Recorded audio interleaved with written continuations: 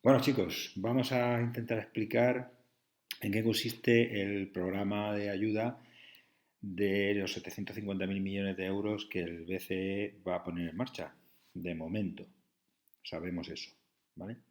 Bueno, lo primero que tenemos que hacer es situarnos en el tema en el que ahora nos ocupa, que además lo tenemos muy presente porque estamos confinados. Ya sabéis que todo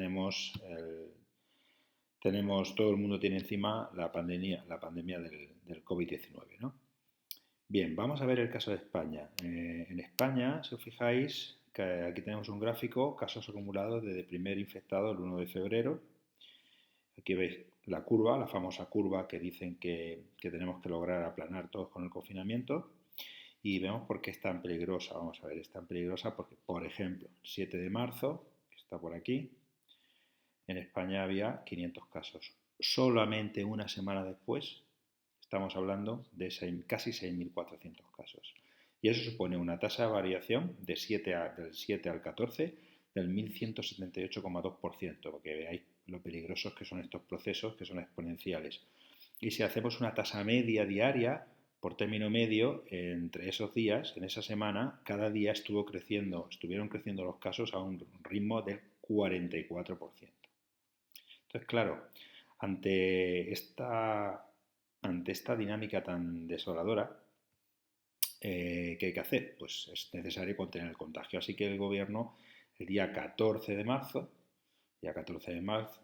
con casi 6.400 casos, decreta el estado de alarma. Estado de alarma que hay un cierre total de determinadas actividades productivas y un cierre parcial de otras actividades. Además hay una prohibición de movilidad, se, se afectan derechos de libertad de circulación, etcétera. Bueno, eso ya lo sabéis. Bien, ¿qué es lo primero que tenemos? Lo primero que tenemos es lo que están denominando los economistas, que es un shock de oferta. Vamos a colocarnos aquí. Shock de oferta. Se rompen las cadenas de suministro porque hay muchas empresas que cierran, que dejan de producir, comienza el cierre de empresas, es un cierre temporal, por ejemplo en hostelería, y claro, esto va a llevar a una serie de problemas, porque si este shock de oferta, si este confinamiento dura una semana, no ocurre nada. Bueno, sí ocurre, pero no ocurre nada comparado con lo que puede ocurrir. Ya llevamos 2 semanas, se va a extender.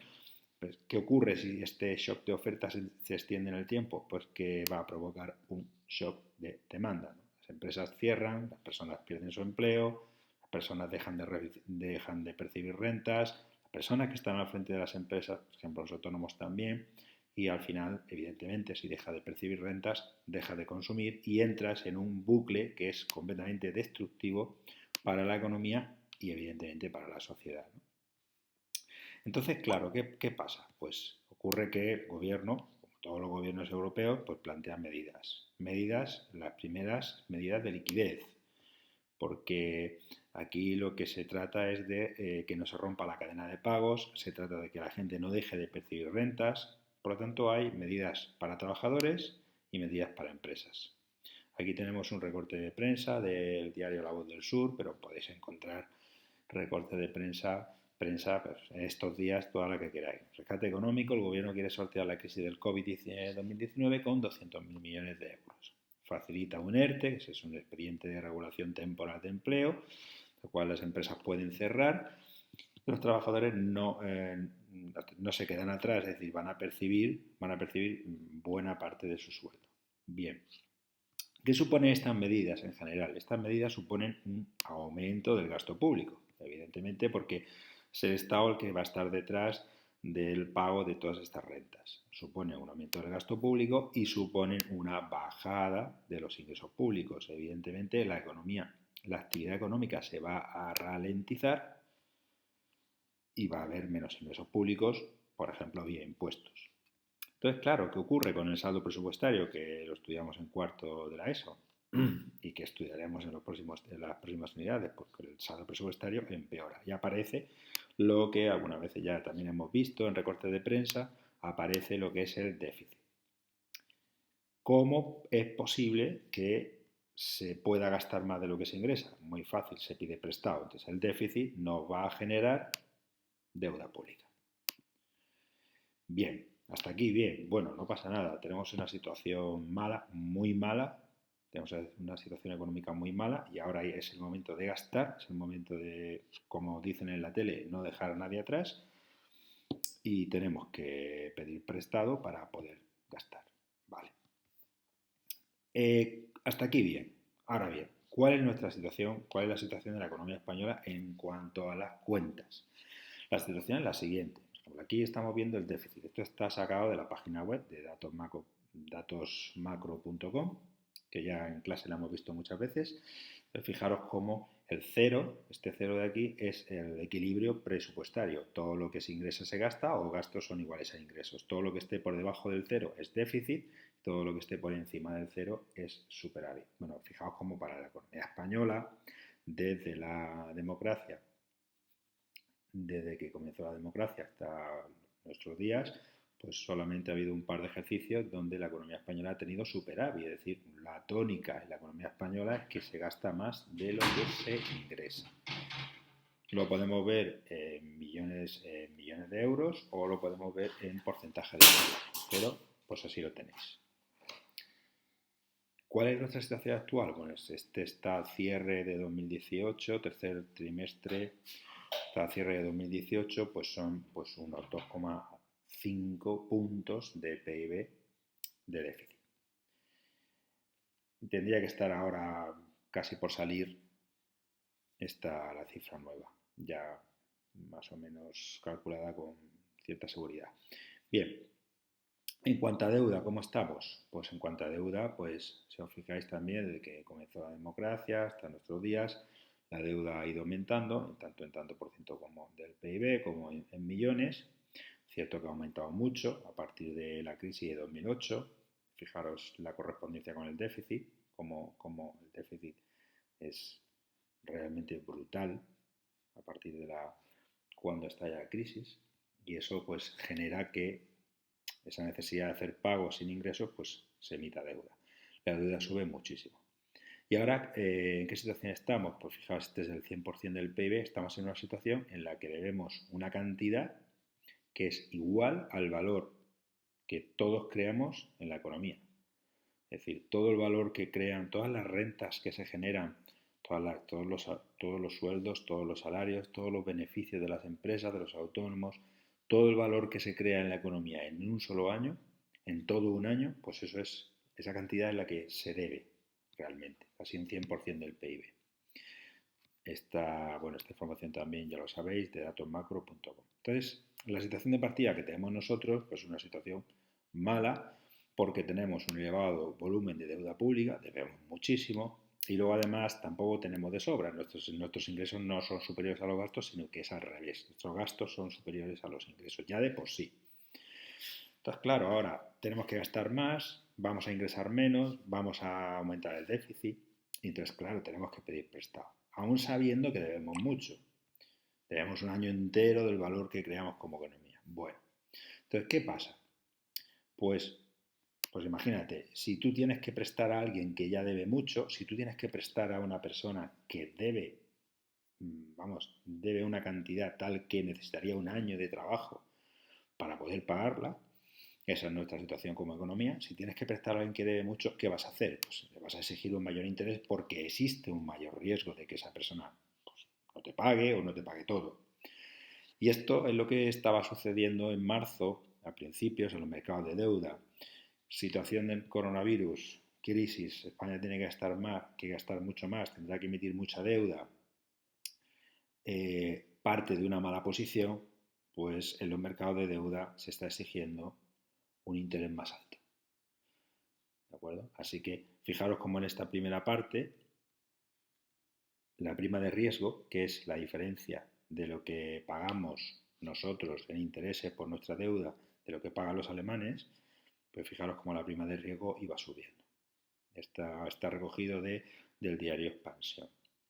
Bueno, entonces claro, esto es malo porque tenemos que pedir dinero, pero ese dinero nos va a costar más. Y pagar más intereses por la deuda va a agravar aún más el problema porque vamos a tener más gasto, más déficit, más deuda. Fijaros, esto es un informe que el informe se titula Deuda Pública en 2019 y está elaborado por la EAE Business School, muy interesante, deuda pública tiene un capítulo muy extenso sobre deuda pública en España. Fijaros en el 2008, cuando estalló la crisis, cuánto nos estaba costando financiarnos como país. Emitir deuda estaba... Entonces, estos son unos intereses altísimos. Fijaros cómo luego, bueno, a partir de 2011 empieza a caer, empieza a caer, empieza a caer y ya nos estamos financiando unos costes mucho menores. Si estos costes vuelven a subir, pues la deuda nos va a costar mucho más y nos vamos a meter en un problema más gordo. Bien, esa es la situación. Entonces, claro, ¿qué pasa? Pues que de repente, la semana pasada, el BCE sorprende, este es un titular del País, el BCE sorprende con un plan de compra de 750.000 millones para evitar que el virus fragmente la eurozona. Es decir, tenemos países o tenemos economías que están maltrechas porque tienen un altísimo nivel de déficit, porque tienen un altísimo nivel de deuda y además están muy perjudicadas por la crisis del coronavirus. Pues no podemos permitir que unos países de la eurozona manejen la situación por ellos mismos de una manera solvente y otros pues se vayan quedando atrás, como puede suceder con Italia, o puede suceder con Francia, o puede suceder con España, que tenemos unos niveles de deuda muy altos. Entonces, ¿qué pasa aquí? Aquí pasa que dice el Banco Central que va a establecer un plan de compra de 750.000 millones y a eso es a lo que vamos. Vamos a ver. Bueno, fijaros cómo en el momento en que se anuncia esto, si volvemos otra vez a la prima de riesgo, fijaros cómo baja la prima de riesgo, cómo baja la prima de riesgo. Los mercados ya dejan de tener tanto miedo. Dicen, bueno, si está el BCE detrás, vamos a exigir menos tipo de interés. Vamos a ver esto. Idea central. El Banco Central Europeo se compromete a comprar la deuda pública de España, de Francia, de Italia, de Alemania también, de los miembros de la eurozona con motivo de la crisis del COVID-19. ¿Comprarán la deuda directamente a los estados? Es decir, ¿va a ser un comprador en el mercado primario? No, no va a hacer eso. ¿Dónde va a comprar esa deuda? Va a comprar la deuda en los mercados secundarios. ¿Qué es un mercado secundario? Un mercado secundario es un mercado de segunda mano, donde ya estamos negociando títulos que ya están emitidos. En otras palabras, el BCE se convierte en el comprador de la deuda en última instancia. Yo soy un inversor particular, tengo mis ahorros, voy a prestar al Estado, presto al Estado, adquiero un título de deuda pública y estoy, si se puede decir así, más tranquilo porque sé que en todo caso, si la quiero vender, el BCE me la va a comprar. Esa es la idea general. Vamos a ver cómo lo terminamos de explicar. Imagina que prestas al Estado español, sabes que sus cuentas no son óptimas, tiene un déficit público considerable, tiene una deuda pública muy elevada, así que exiges un mayor interés, pues hay mayor riesgo. Pero ahora es el BCE el que te garantiza la compra de la deuda en un mercado de segunda mano, es decir, yo compro la deuda del Estado español, pero luego me la van a comprar a mí en el mercado de segunda mano. Por lo tanto, el riesgo disminuye. Y ahora es que ha llegado el momento de comprender la relación que existe entre un título de deuda, su precio y su rentabilidad. Bien, vamos a hacer un pequeño paréntesis. Miramos un ejemplo muy sencillo y vamos a comprender qué relación hay entre el título de deuda, el precio de ese título y su rentabilidad. Supongamos que el Tesoro Español, que es la entidad encargada de manejar la deuda pública española, emite en el mercado primario un título de deuda pública que nosotros adquirimos, por ejemplo, un inversor o nosotros mismos. Entonces, ¿nosotros qué hacemos? Entregamos al Tesoro la cantidad de 940 euros y el Tesoro nos dice, bueno, el Tesoro se compromete a darnos dentro de 12 meses 1.000 euros. Con lo cual, fijaros, nosotros hoy ponemos 940 euros y dentro de un año recibimos 1.000. Los intereses que nos está dando esta letra son 60 euros. Bien. Si nosotros mantenemos el título hasta dentro de un año, nosotros dentro de un año recibimos 1.000 euros y por diferencia pues hemos ganado 60, ¿no? Y hemos obtenido una rentabilidad del 6,38, 60 euros de intereses puesto en relación a lo que yo sacrifiqué, 940 euros. Muy bien. Entonces, pero imaginad que ahora el BCE va al mercado secundario, hay un mercado de segunda mano donde yo en cualquier momento ese título de deuda lo puedo vender, ¿vale? El BCE y empieza a demandar títulos, empieza a decir y dice, bueno, yo voy a comprar títulos de deuda. Entonces, ¿qué pasa? Nosotros sabemos que cuando aumenta la demanda de un bien, ¿qué le pasa al precio? Aumenta. Pues eso es lo que va a ocurrir aquí. Supongamos que esto ocurre a los 6 meses de la emisión del título. En condiciones normales, nosotros tenemos, vamos a ver, pusimos 940, nos van a dar 1000, vamos a ganar 60. Si ha transcurrido medio año, si yo lo quiero vender, pues yo lo vendería por 970. Recupero los 940 que puse y me embolso los 30 euros, que es la mitad de los intereses, la mitad de 60. Pero como la demanda del BCE es tan intensa, pues a mí me van a ofrecer más de 970 euros. Imaginemos que lo vendemos a 988.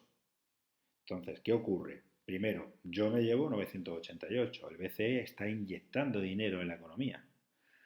Y el BCE tiene un título que ya no va a rentar 30, sino que va a rentar 12, porque la mitad del año que le queda ya no va a poder recuperar los 30 euros porque ha pagado 988, solo va a recuperar 12, con lo cual ahora ha bajado la rentabilidad de esos títulos. Si hemos comprendido esto, lo que estamos viendo aquí es que el BCE va a disminuir la rentabilidad de la deuda, va a provocar que los agentes económicos dispongan de líquido y esto es una manera pues indirecta de aportar liquidez al sistema. Además, mirar esto, fijaros, y esto es, bueno, esto es una explicación de lo que era el programa de compras de activos que ya se extinguió, pero que funciona igual. Lo que tenemos delante de los 750.000 millones de euros es un programa de compra de activos. Entonces, fijaros cómo aquí nos lo explican, ¿no? Explican una serie de efectos y de consecuencias, pero fijaros como dice, al mismo tiempo la contracción de los rendimientos de los valores, es decir, la reducción de la rentabilidad de esos títulos, anima a los bancos, por ejemplo, imaginaros que los bancos tienen títulos de deuda. La contracción de los rendimientos de esos valores anima a los bancos, pues, para los bancos ya no va a ser tan atractiva esa deuda, sino, bueno, pues mejor prestamos a las empresas, mejor prestamos a los hogares. Una mayor oferta de crédito bancario a la economía real tiende a rebajar los costes de endeudamiento de las empresas y de los hogares. Por lo tanto, esta es la idea. Es decir, los estados van a poder endeudarse, nosotros como Banco Central Europeo garantizamos la compra de esa deuda y además inyectamos liquidez en la economía y fomentamos el que la banca preste en la economía real. BCE cubre emisión de deuda necesaria a cada miembro para abordar las medidas contra la crisis COVID-19. En el aire, actualmente, pues hay un debate sobre si deberían existir los llamados corona bonos, que son algo que de momento no existe y sería deuda pública europea. No estamos hablando ya de deuda pública española, ni de deuda pública italiana, ni francesa. El respaldo es europeo y directamente vinculado al BCE. Y ya está, yo espero que nos hayamos quedado con la idea principal de lo que estamos viviendo en estos días en torno a este tema.